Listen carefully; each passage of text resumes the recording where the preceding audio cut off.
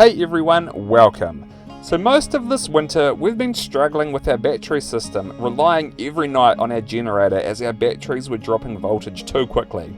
Even after we'd been plugged into power, the next night they would almost be flat before midnight. So this episode we finally bite the bullet and spend a good chunk of money on upgrading our whole battery system, from AGMs to lithium. We brought all Victron charging systems as well, and we take our new setup to Albertown, Wanaka to try it all out with our friends Matt and Mindy, and oh my goodness, what a difference. Our friend John says, buy once, cry once, so we've tried to do it right this time. But we start this episode in Alexandra. Cool, well we have just had a whole lot of mail delivered. Thank you Kathy for being in an address for us.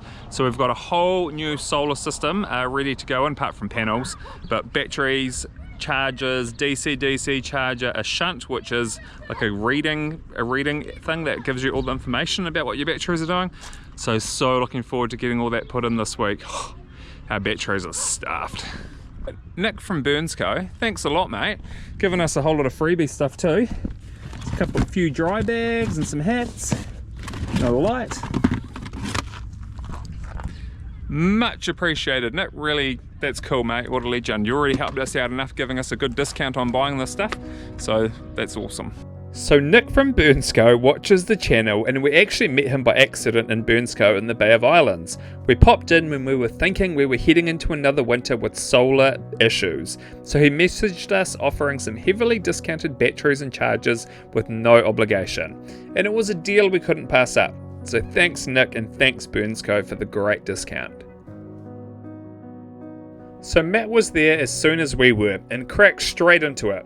So what we now had for installation was an AC charger for when we were on 240 volt power, an easy swap out, a DC charger which charges from the truck system while we were driving, and a shunt which gives all the information you could want about the batteries and what they're doing, like how charged they are and how much current you are using at any given time.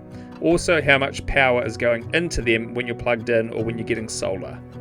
Matt started off by labelling things and working out which wires belong to what aspects of the caravan's appliances. And like most jobs, there were a few unexpected things that needed some attention.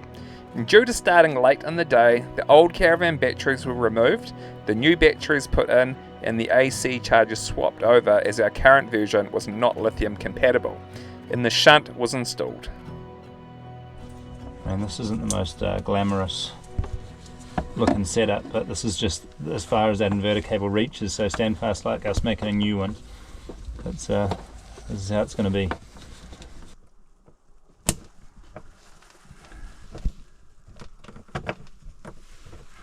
Alright, you can see me? Alright, the moment of truth. Let's see if it all goes. Yes. Whoa. Works, mate. Sweet. Right. So the shunt gives very accurate information about what the batteries are doing.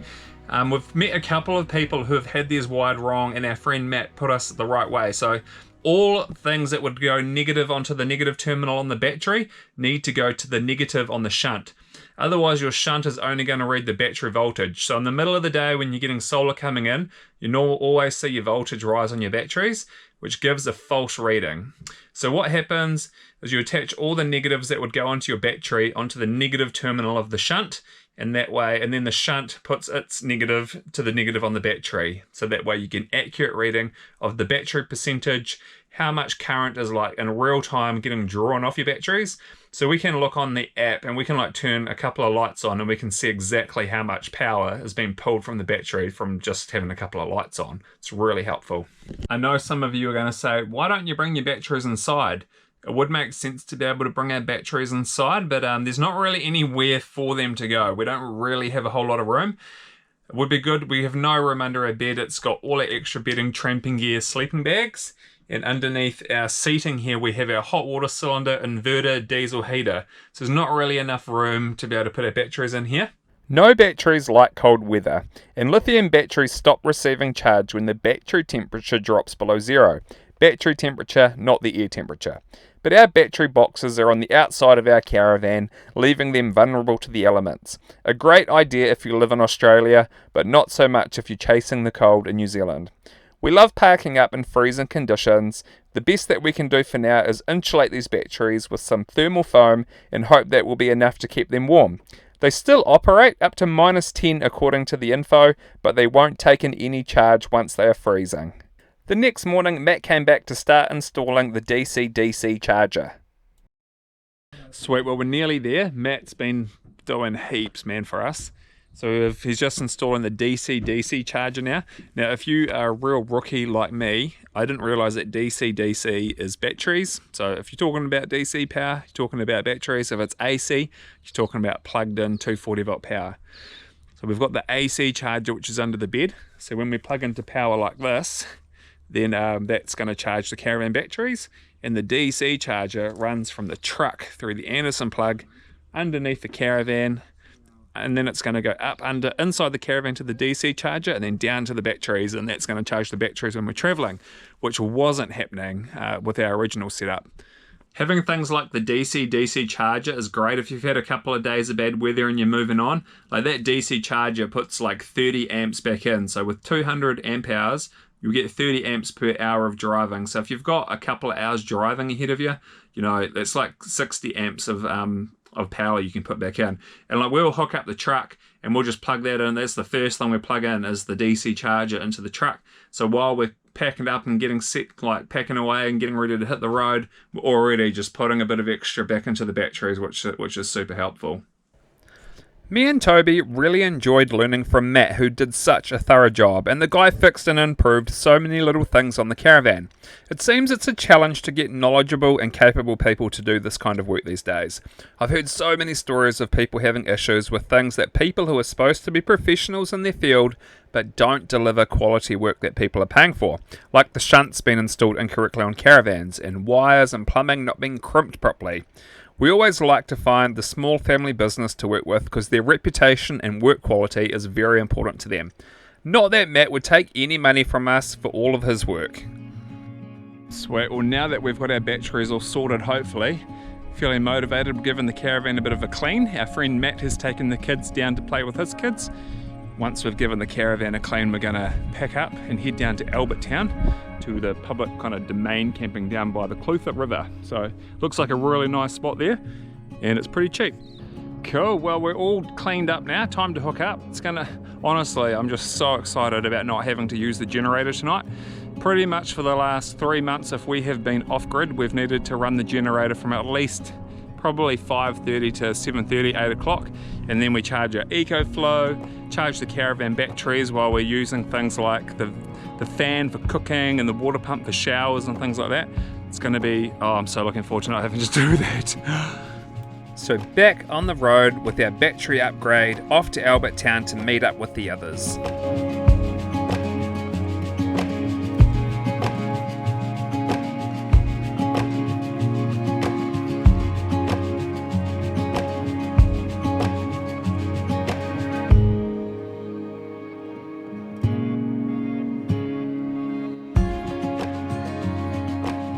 Cool, well I'm just getting a little bit of food on. I'm going to cook Matt and Mindy and their family a feed for helping us out. And we're going to do some starters. We've got some little spring rolls, and we're going to do some sweet chili fried chicken and some fried rice for dinner. It's going to be a delish. Making batter for fried chicken is really easy. You just use self-raising flour and water. That's all I've used. Some Pam self-raising flour, water. Put your chicken in it and fry it in some oil. Piece of cake. Fried rice is an easy and tasty meal, and you can literally put whatever you want in it. And fried food, also very tasty. Although cooking deep fried food in a frying pan can definitely be a bit time consuming, but it's so worth it. Look at that, beauty. Sweet. That looks so legit, eh? So good, man. It's definitely, my face looks red because I'm cooking in front of a frying pan. But it's a very labor intensive dinner, but it is very tasty. Yum to eat good food in the caravan. Takes quite a bit of preparation and limited space in here to cook it all. It's Yum. so worth it. One of our faves. I'm glad my glasses aren't fogging up anymore. And I guess a reminder, if you want to sign up on our Patreon and come and camp with us and you'd like me to cook this meal for you, then that's one of the options on Patreon. put a thing down below there for you if you want to sign up to that.